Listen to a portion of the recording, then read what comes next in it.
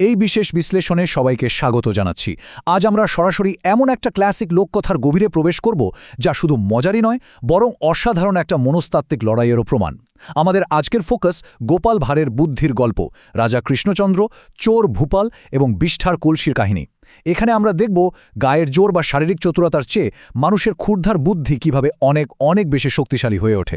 আজকের এই আলোচনাটা সত্যি দারুণ জমজমাট হতে চলেছে। একটা প্রশ্ন দিয়ে শুরু করা যাক। সত্যিকারের সম্পদ কি আদৌ চুরি করা সম্ভব? এই প্রশ্নটাই কিন্তু আমাদের আজকের আলোচনার একেবারে কেন্দ্রবিন্দুতে রয়েছে। আমরা সচরাচর কি ভাবি? সোনা, দানা, টাকা পয়সা এগুলোই তো সবচেয়ে বড় সম্পদ, তাই না? আর এগুলো চাইলেই যে কেউ চুরি করে নিতে পারে। কিন্তু আজকের এই ক্লাসিক গল্পটা আমাদের চেনা চিন্তাধারাকে একটু হলেও পাল্টে দেবে। এখানে আমরা দেখব কিভাবে তীক্ষ্ণ উপস্থিত বুদ্ধি নিছক শারীরিক চতুরতাকে সম্পূর্ণভাবে পরাস্ত করে। আমাদের প্রথম পর্ব, রাজার অদ্ভুত চ্যালেঞ্জ এবং গোপালের পরীক্ষা। চলুন একেবারে প্রেক্ষাপট থেকে শুরু করা যাক। দেখা যাক কিভাবে রাজসভার একটা আপাতদৃষ্টিতে সাধারণ নিরীহ প্রশ্ন থেকে একটা অসাধারণ ফাঁদে জন্ম হয়। গল্পটা শুরু হচ্ছে ঠিক রাজসভার কেন্দ্রবিন্দু থেকে। রাজা কৃষ্ণচন্দ্র তার সিংহাসনে বসে আছেন, আর চারিদিকে একটা গুজব বেশ জোরালোভাবে উঠছে। গোপাল ভাঁড়ের নাকি বিপুল সম্পদ, আর তার বাড়ির নিরাপত্তাও নাকি একেবারে অভেদ্য। তো রাজা কৃষ্ণচন্দ্র হঠাৎ একদিন সিদ্ধান্ত নিলেন, এই গুজবগুলো আসলে কতটা সত্যি সেটা একটু কৌতুকচ্ছলে পরীক্ষা করে দেখবেন। আর ঠিক এখান থেকেই শুরু হয় মূল কৌতূহলের। রাজা কৃষ্ণচন্দ্র একেবারে সোজাসুজি গোপালকে জিজ্ঞেস করে বসলেন, গোপাল, তোমার ঘরে নাকি অনেক টাকা? কেউ নাকি তোমার ঘরে চুরি করতে পারে না? এই সরাসরি প্রশ্নটাই হলো ঘটনার মূল সূত্রপাত। রাজার গলার স্বরে একটা স্পষ্ট সন্দেহ, আর গোপালের এতদিনের সুনামের দিকে ছুড়ে দেওয়া একটা সরাসরি চ্যালেঞ্জ। কিন্তু গোপাল, তিনি তো একেবারেই ঘাবড়ে যাওয়ার পাত্র নন। বরং মুচকি হেসে খুব শান্ত গলায় উত্তর দিলেন, মহারাজ, আমার ঘরে চোর ঢুকলে সে খালি হাতে ফেরবে না, বরং কিছু একটা নিয়ে তবেই বেরোবে। গোপালের এই আত্মবিশ্বাসী আর চরম চতুর উত্তরটা কিন্তু মুহূর্তের মধ্যেই পুরো মনস্তাত্ত্বিক খেলার রাশ তার নিজের হাতে নিয়ে নেয়। এটা আসলে একটা আগাম বার্তা ছিল। বোঝাই যাচ্ছে গোপালের বাড়িতে যেই ঢুকুক না কেন, তার জন্য এমন এক অবিস্মরণীয় চমক অপেক্ষা করছে যা সে স্বপ্নেও কল্পনা করতে পারবে না। এবার আসা যাক পরের ধাপে, চোর ভূপালের প্রবেশ এবং রাতের অন্ধকারে চুরি। রাজার সিদ্ধান্ত নিলেন গোপালের এই কথার সত্যতা তিনি যাচাই করবেনই। আর ঠিক এভাবেই একটা সাধারণ কথার লড়াই একেবারে বাস্তব একটা হুমকিতে পরিণত হয়। চুরির পুরো প্রক্রিয়াটা কিন্তু বেশ সুপরিকল্পিত ছিল। প্রথমত, রাজা গোপালকে পরীক্ষা করার জন্য ভূপাল নামে একেবারে পেশাদার এক চোরকে পাঠালেন। দ্বিতীয়ত, রাতের ঘুটঘুটে অন্ধকারে সেই ভূপাল চুপি চুপি গোপালের ঘরের দেওয়ালে শীদ কাটে, মানে গর্ত তৈরি করে।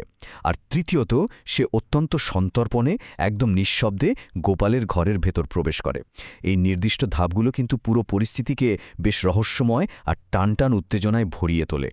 এরপর আসে গল্পের সবচেয়ে রোমাঞ্চকর অংশ, বিষ্ঠার কলসি এবং গোপালের নিপুণ ফাঁদ। চলুন এই চূড়ান্ত দৃশ্যটা একটু খতিয়ে দেখি, যেখানে চোরের শারীরিক দক্ষতা সোজাসুজি ধাক্কা খায় গোপালের তৈরি করা একটা মাস্টারপিস মানসিক ফাঁদের সাথে।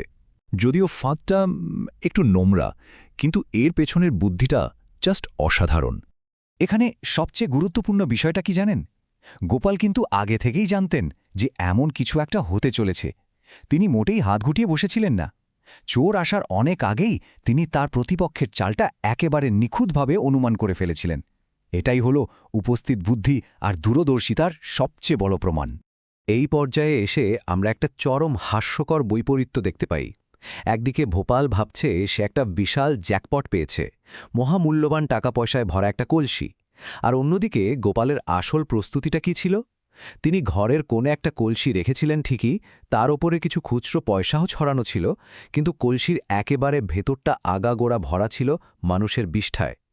চোরের আকাশ ছোঁয়া প্রত্যাশা আর ঘরের কোণে লুকিয়ে থাকা সেই চরম নোংরা বাস্তবতার এই যে পার্থক্য, এটা সত্যিই চমকপ্রদ। তো এরপর কি ঘটল? ঠিক যে মুহূর্তে সন্দেহমুক্ত চোর সেই ভারী কলসিটা পরম আনন্দে তার মাথার ওপর তুলে নিল, ঠিক সেই মুহূর্তেই যেন পুরো গল্পটা থমকে দাঁড়ায়। এই বিরতিটুকু কিন্তু আমাদের শ্বাস আটকে রাখতে বাধ্য করে, কারণ এরপরই আসতে চলেছে গল্পের সেই চরম মজাদার ক্লাইম্যাক্স। গোপালের পাতা ফাঁদটা ঠিক কিভাবে কাজ করল সেটা শুনলে হাসি আটকে রাখা মুশকিল। রাতের বেলা ভূপাল কলসিটাকে টাকার খনি ভেবে অত্যন্ত সাবধানে মাথায় তুলে পালানোর চেষ্টা করছে। ঠিক তার কিছুক্ষণ পর অন্ধকারের ভেতর থেকে গোপাল সজোরে একটা ঢিল ছড়ে মারলেন। আর সাথে সাথে সেই ভারী মাটির কলসিটা একেবারে ভেঙে চুরমার। পরপর ঘটা এই ঘটনাগুলো প্রমাণ করে কিভাবে আক্ষরিক অর্থেই গোপালের ফাঁদটা চোরের মাথার উপরে এসে পড়েছিল। এরপর আমরা পৌঁছাই আমাদের শেষ পর্বে, বুদ্ধির জয় ও শিক্ষা। চলুন দেখি এই হাস্যকর ঘটনার চূড়ান্ত পরিণতি কী হল এবং রাজার সেই অদ্ভুত চ্যালেঞ্জের ফলাফলই বা শেষমেশ কী দাঁড়াল। ঘটনার চূড়ান্ত পরিণতিটা তো বোঝাই যাচ্ছে, অত্যন্ত হাস্যকর এবং দুর্গন্ধযুক্ত। কলসি ভাঙার পর চোরের সারা গায়ে বিষ্ঠা মাখামাখি হয়ে যায়, আর ঠিক তখনই সে এই তিক্ত সত্যটা উপলব্ধি করে যে তাকে আসলে চরমভাবে বোকা বানানো হয়েছে।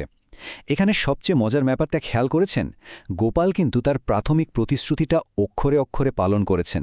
তিনি রাজাকে বলেছিলেন তার ঘরে কোনো চোর ঢুকলে সে খালি হাতে ফিরবে না। সত্যিই তো, ভূপাল কিন্তু মোটেও খালি হাতে ফেরেনি, বরং গায়ে দুর্গন্ধযুক্ত বিষ্ঠা মেখে ফিরেছে। পরের দিন সকালে পুরো ঘটনাটা আবার রাজসভায় গিয়ে পৌঁছায়।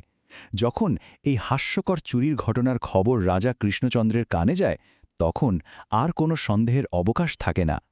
রাজা আনুষ্ঠানিকভাবে গোপালের এই অসাধারণ উপস্থিতি বুদ্ধির প্রশংসা করতে বাধ্য হন। এটা খুব সুন্দরভাবে প্রমাণ করে যে শারীরিক শক্তির চেয়ে মেধা এবং বুদ্ধি অনেক অনেক বড় বিজয় ছিনিয়ে আনতে পারে। সত্যিকারের সম্পদ হল মানুষের তীক্ষ্ণ বুদ্ধি, যা কেউ কখনো কোনোভাবেই চুরি করতে পারে না। পরিশেষে বলা যায়, এই কালজয়ী লোককথাটি আমাদের একটা চিরন্তন সত্যের সামনে দাঁড় করিয়ে দেয়। প্রতিপক্ষের কৌশল আগে থেকে অনুমান করতে পারাই হল একজন মানুষের সবচেয়ে বড় ক্ষমতা। আশা করছি আজকের এই বিশ্লেষণটি সবার কাছেই বেশ উপভোগ্য হয়েছে এবং নতুন করে ভাবার কিছু খোরাক জুগিয়েছে। বুদ্ধির এই অজেয় শক্তি নিয়ে চিন্তা করতে করতেই আজকের মতো আমাদের আলোচনা এখানেই শেষ করছি।